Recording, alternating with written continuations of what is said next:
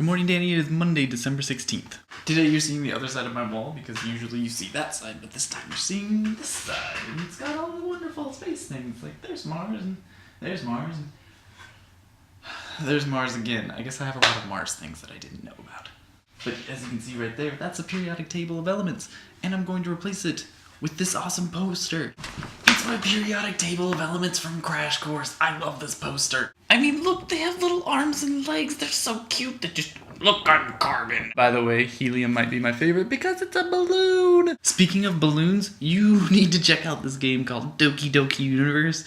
This game is the most adorable thing I've ever had my eyes lay upon. It was just... So the story goes that you're this robot, and this girl leaves. And she's your person, I guess, because that's how robots work. Anyway, when she leaves, she gives you this balloon, and it's just this little adorable balloon. And then, like, 11,000 days go by, and this alien comes by, and his name is Jeff. But he tells you that you're going to be scrapped unless you can prove to the robotic factory that you have humanity inside of you. So you just go to different planets and try to show that you have humanity so that you don't get scrapped into just metal parts. I was playing it on the PlayStation 3, and I know that you don't really care about that, but maybe you can find it on the Xbox. I really hope so, because it's definitely a game you should try out, and you should show Maddie because she would love it. I did want to talk about this quote that I read in An Astronaut's Guide to Life on Earth by Chris Hadfield.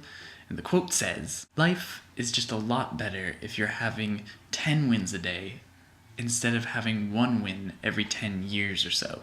It's kind of like that quote or that proverb that says, "It's the journey and not the destination." And that quote actually means a lot to me.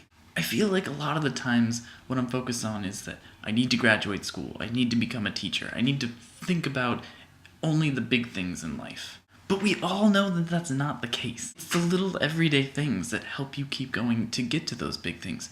And the big things aren't the end-all be-all of things. Chris Hadfield made a good point that if he only focused on being an astronaut or being in space and that was just his end goal for everything and he didn't actually get there, his life would be miserable. Every day I want to progress toward the person that I want to be, but it's not trying to become that person. It's the process and the journey of becoming that person that's the important thing. And that's why my goals for the start of the year aren't things like, oh, I need to lose 10 pounds. That's a goal that I can definitely reach, and I can make the progress toward that goal. Plus, I don't need to lose 10 pounds. I mean, come on, really? But they're more like reminders for myself, like, be less jealous of other people. You are you and no one else. Comparing yourself to other people doesn't make any sense because you're not the same person. You didn't have the same experiences. You will never ever be the same as someone else. You're like a pretty flower. But back on track, that's why I have really vague, abstract things like that. It's a goal that I can constantly work toward and that I won't actually ever achieve, but it's not the achieving part that is the important side of it. The important thing is to make progress on that goal every day, and I'll never reach a point where I won't be jealous of someone else because that's the nature of being human. We're inherently envious of other people.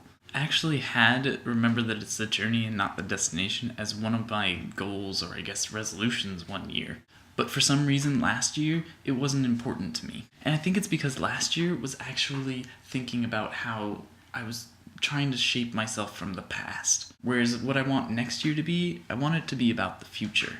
How can I get to a place where I'm approaching a person that I want to be? And this year, it won't be by looking into the past, but by looking into the future. And the future is where I will see you tomorrow.